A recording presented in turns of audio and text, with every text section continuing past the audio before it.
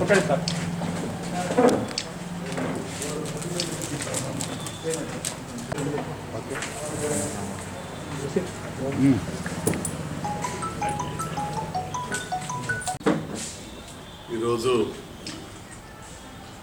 నిజామాబాద్ జిల్లా స్థానిక సంస్థల ఎన్నికలలో భారీ మెజారిటీతోటి గెలిచిన ప్రియతమ నాయకురాలు కవితక్క గారికి జగిత్యాల నియోజకవర్గ నాయకులందరి పక్షాన అదేవిధంగా ఇక్కడి ప్రజలందరి పక్షాన కూడా వారికి శుభాకాంక్షలు తెలియజేస్తా ఉన్నాం. చాలా గొప్ప తీర్పు నిజామాబాద్ ఉమ్మడి జిల్లా స్థానిక సంస్థల ప్రజాప్రతినిధులు ఇవ్వడం.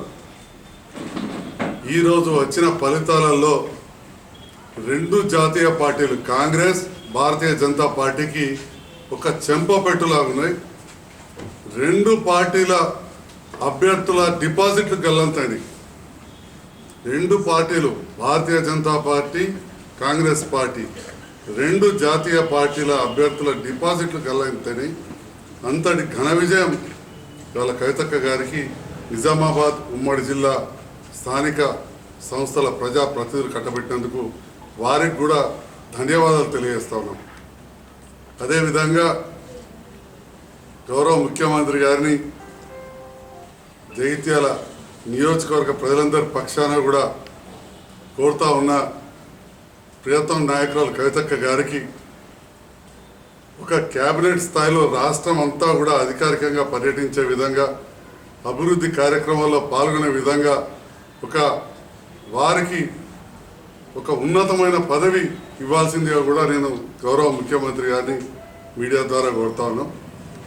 మా పార్టీ కార్యనిర్వాహక అధ్యక్షులు కేటీ రామారావు గారిని కూడా ఇదే విషయంలో కోరుతా ఉన్నాం. ఎందుకంటే పూర్తి అర్హత కలిగిన పరిణితి చెందిన నాయకురాలు కల్వకుంట్ల కవితక్క గారు గతంలో పార్లమెంట్ సభ్యురాలుగా ఉన్నప్పుడు అటు పార్లమెంట్లో కానీ పూర్తి పార్లమెంటు నియోజకవర్గంలో తెలంగాణ వ్యాప్తంగా కూడా వారి సేవలు ఎన్నో రకాలుగా చేసినారు. పార్లమెంట్ ఎలక్షన్లో జరిగిన కుట్రలు కుతంత్రాలు మనందరూ తెలుసు. కాంగ్రెస్ పార్టీ పూర్తి స్థాయిలో భారతీయ జనతా పార్టీతో గుమ్ముక్కై డిపాజిట్లు కూడా తెచ్చుకోలేని పరిస్థితి. ఆ సందర్భంలో ఆ భారతీయ జనతా పార్టీ తరఫున గెలిచిన ఎంపీ గారు బాండ్ పేపర్ మీద కూడా పచ్చి అబద్ధాలు రాసివ్వడం, రైతన్నలను మభ్యపెట్టడంతో ఆ ఓటమి జరిగిందే తప్ప కవిత గారు పార్లమెంట్ ఎలక్షన్లో కూడా నైతికంగా ఓడిపోరు. వాస్తవానికి అదొక కుట్ర. ఇవాళ ఆ నాయకుడు ఏం జవాబు చెప్పాలో తెలియని పరిస్థితి ఉన్నది. పసుపు ధర 15,000 ఇస్తామనడం, పసుపు బోర్డు అనడం, ఏది కూడా లేని పరిస్థితి. పసుపు కాదు కదా, మద్దతు ధర ఉన్న మక్కలు కూడా కొనలేని పరిస్థితి తీసుకొచ్చారు. మద్దతు ధర ఉన్న మక్కలు కూడా ఇవాళ ప్రభుత్వాలు కొనలేని పరిస్థితి, రైతులు పండించుకోలేని పరిస్థితి తీసుకొచ్చిన మక్కలకు. మన ప్రాంతంలో మక్కలు పండేటి, ఇక రైతులు ఏదో మక్కకులం మందం తప్ప మేము పండించలేము అనే పరిస్థితి తీసుకొచ్చారు. మరి ఇలాంటి గొప్ప నాయకురాలు కవితక్క గారు మా జగిత్యాల ప్రాంతానికి కూడా వినలేని సేవ చేశారు. ముఖ్యంగా పోయిన టర్మ్లో అప్పుడు నేను ఓడిపోయిన సందర్భం, జగిత్యాల నియోజకవర్గంలో ప్రతిపక్ష నాయకుడు ప్రాతినిధ్యం వహిస్తున్న సందర్భంలో జగిత్యాల నియోజకవర్గ అభివృద్ధి కోసం కూడా చాలా కృషి చేయడం జరిగింది. అదేవిధంగా పార్టీ బలోపేతానికి కూడా కవితక్క గారు ఎంత కృషి చేసిందో మనందరికీ తెలుసు. వారి కృషి ఫలితమే ఆనాడు జరిగిన అసెంబ్లీ ఎన్నికల ఫలితాల్లో నాకు చాలా భారీ మెజారిటీ వచ్చింది. కవిత గారి కృషి ఫలితం. మొదటి నుంచి కూడా నేను చెప్తా ఉంటాం, she is my political goddess. నాకు వారి రాజకీయంలో రావడానికి వారే ప్రోత్సహించారు రాజకీయాల్లో. కాబట్టి ఏదో నన్ను ప్రోత్సహించినవి కాదు, వాస్తవానికి కూడా వారి సేవలు ప్రజలు కోరుకుంటున్నారు. పూర్తి స్థాయిలో ఒక పరిణితి చెందిన రాజకీయవేత్త. వారి గురించి నేను ఎంత చెప్పినా తప్పనే, ఎందుకంటే పార్లమెంటు సాక్షిగా కూడా వారు మాట్లాడిన విషయాలే కానీ ఇక్కడ చేసిన అభివృద్ధి సంక్షేమ పథకాల్లో వారు పాల్పంచుకోవడం, ప్రజలతోటి కార్యకర్తలతోటి మమేకం అవడం, అది చాలామందితో అయ్యే పని కాదు. ఏనాడు కూడా ఒక ముఖ్యమంత్రి గారి కూతురులాగా కాకుండా ఒక సామాన్య ప్రజా ప్రతినిధిగా కవితక్క గారు ఒక మహిళ అయినా కానీ తన భర్తను తన పిల్లలను కూడా కొంత సమయం తక్కువ ఇచ్చి నిజామాబాద్ పార్లమెంట్ పరిధిలోని ప్రజలకు ఎంతో సమయం ఇచ్చారు. అదేవిధంగా తెలంగాణ జాగృతి ద్వారా కూడా మన కవులను, కళాకారులను, మన పండుగలను ప్రతి దాంట్లో కూడా వారు పాల్గొనడం ఇవన్నీ కూడా చేశారు.